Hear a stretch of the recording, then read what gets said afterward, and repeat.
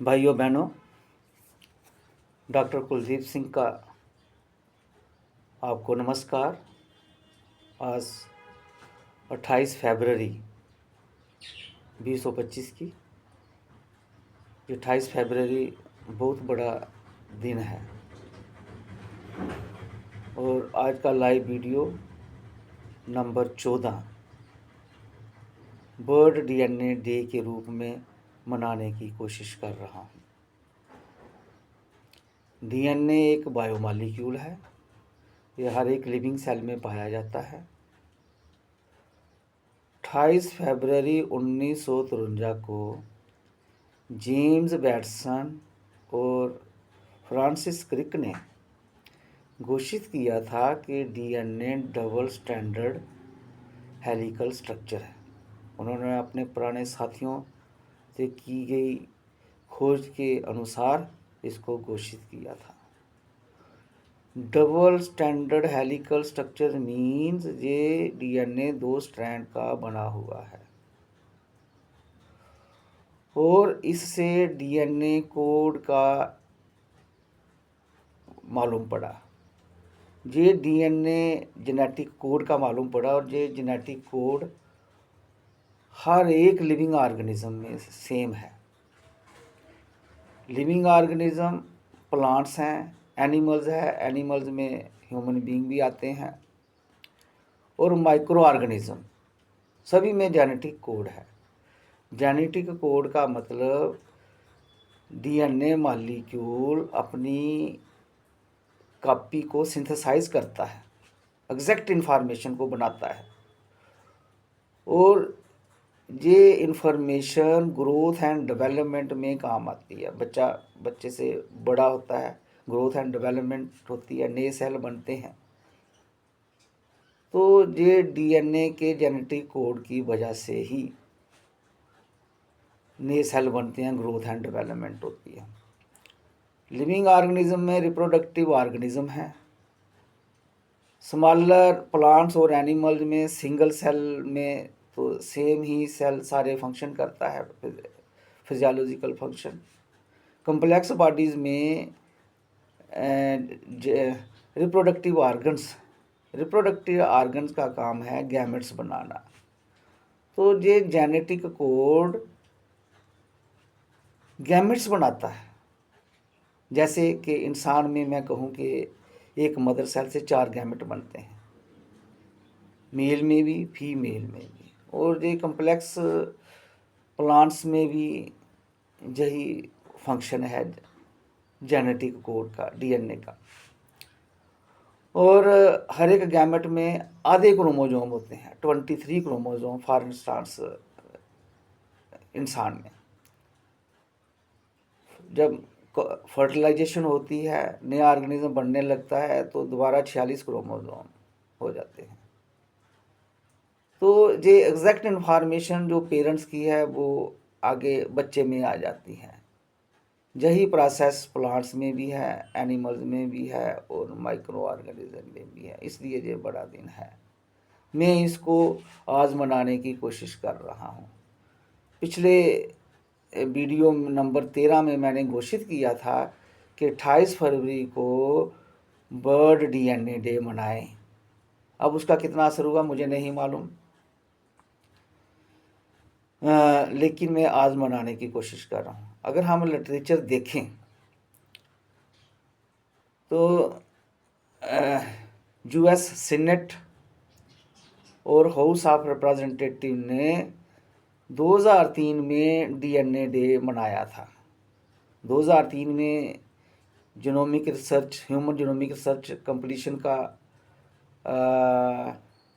बारे में बताया गया और 25 अप्रैल को दिन रखा गया, क्योंकि 25 अप्रैल 1953 को ही जेम्स बैटसन और फ्रांसिस क्रिक ने पेपर पब्लिश हुआ था। हमारा ये मानना है कि उन्होंने घोषित 28 फरवरी को किया था 1953 में, तो मैं 1953 को 28 फरवरी को मना रहा हूँ। और हर साल 25 अप्रैल को वर्ल्ड डीएनए डे के रूप में मनाया जाता है, डीएनए डे के रूप में मनाया जाता है। कुछ इसको बर्ड डीएनए डे कहते हैं, कुछ इसको डीएनए डे कहते हैं। तो 2015 को 20 दिसंबर के दिन मैंने इसको प्रेस क्लब जम्मू में घोषित किया था गॉड ऑफ लिविंग बर्ड, क्योंकि इसी की वजह से नई ज़िंदगी एग्जिस्टेंस में आती है। और 2016 के ग्रीटिंग कार्ड में मैंने इसको पूरे JNK में और दूसरे हिस्से में इसको न्यू ईयर ग्रीटिंग कार्ड के रूप में मैंने प्रस्तुत किया था। तो अब 2024 में मेरी किताब पब्लिश हुई है जिसका टाइटल है sherism the 21st century god and practices to save planet beyond United Nation 17 sustainable developmental goals. इसका थीम है bird is born live the journey purposefully, DNA the god of living bird, nature centric the godly practices make United Nation a grand success. इस किताब में मैंने घोषित किया है कि DNA the god of living bird जो पहली बार मैंने घोषित किया है, इसलिए मैं उस दिन को मना रहा हूँ 28 फरवरी को, जिस दिन बैटसन और क्रिक ने घोषित किया था। क्योंकि मैंने इसको ग्रेजुएशन की क्लास में पढ़ा, इसको पोस्ट ग्रेजुएशन की क्लास में पढ़ा। 92 से लेके मार्च 2017 तक मैंने जेनेटिक्स बच्चों को पढ़ाई, खुद भी पढ़ी वो पढ़ाई। तो इस DNA का बहुत महत्व है।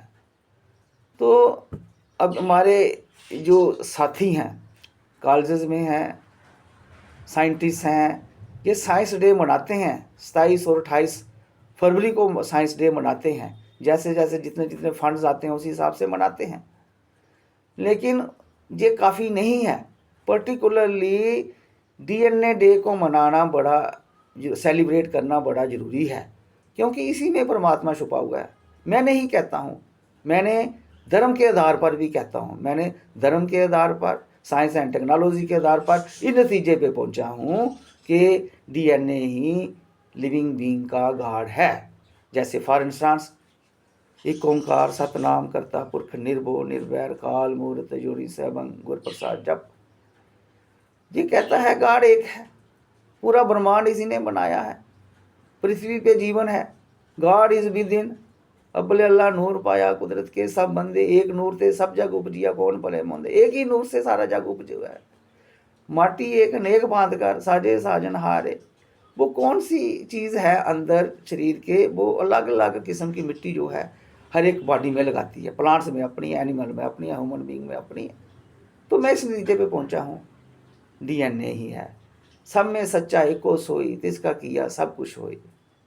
कुछ जो संत महात्मा वो कहते हैं गॉड विद इन, यही DNA ही है। जो मेरी पूरी ज़िंदगी को छोटा सा था तो उसने मुझे बड़ा किया। मुझे माँ बाप के से जो मैं पैदा हुआ हूँ इसी की वजह से पैदा हुआ हूँ और बड़ा भी हुआ हूँ। अब बायोलॉजिकल एजिंग हो रही है तो चेंजेस भी आ रही हैं, तो ये जीन एक्सप्रेशन है, बायोलॉजिकल चेंजेस। अब आस्ता आस्ता उम्र बढ़ रही है तो ये DNA की वजह से ही तो है। तो इसलिए मेरा ये मानना है कि आज ये बात जितनी पूरे वर्ल्ड में फैलनी चाहिए थी, हमारे धार्मिक गुरुओं के बीच में, हमारे पॉलिटिकल लीडर के बीच में, उनकी तो आपस में सांठ गांठ है। उन्होंने तो अपना बिजनेस करना है और अपनी हुकूमत करनी है, आपको पावरफुल बनाना है। मैं धार्मिक रूप से मैं पावरफुल हूँ, पॉलिटिकली मैं पावरफुल हूँ। ये बात इतनी फैल नहीं सकी, इसलिए इन सब का फ़र्ज़ बनता है कि अपने इंस्टीट्यूट से बाहर निकलकर साइंसदानों का, टीचरों का, प्रोफेसरों का, स्टूडेंट का, वो क्योंकि वो खुद ही ट्रेडिशनल गॉड को मानते हैं, वो खुद ही इनके गुलाम हैं, इन धर्म गुरुओं के गुलाम हैं, इन पॉलिटिकल लीडरों के गुलाम हैं। वो उस अवधारणा से बाहर ही नहीं निकल पाते हैं। मैं नहीं कहता हूँ हमारे धार्मिक गुरु इंटेलिजेंट नहीं हैं, इंटेलिजेंट हैं, सियासतदान भी इंटेलिजेंट है, लेकिन वक्त के मुताबिक अपनी एजुकेशन को, जो नॉलेज है उसको अपग्रेड करना चाहिए। इसलिए DNA ही हमारा भगवान है, इसी से हम पैदा होते हैं, इसी से बड़े होते हैं, इसी से बायोलॉजिकल चेंजेस आती हैं। तो इसलिए आज सिर्फ इतना ही, मैं किसी को कर्ज नहीं कर रहा हूँ। आओ हम सब मिलकर अपने नॉलेज को बढ़ाएं और DNA का अहमियत को समझें। और इसके साथ ही धन्यवाद।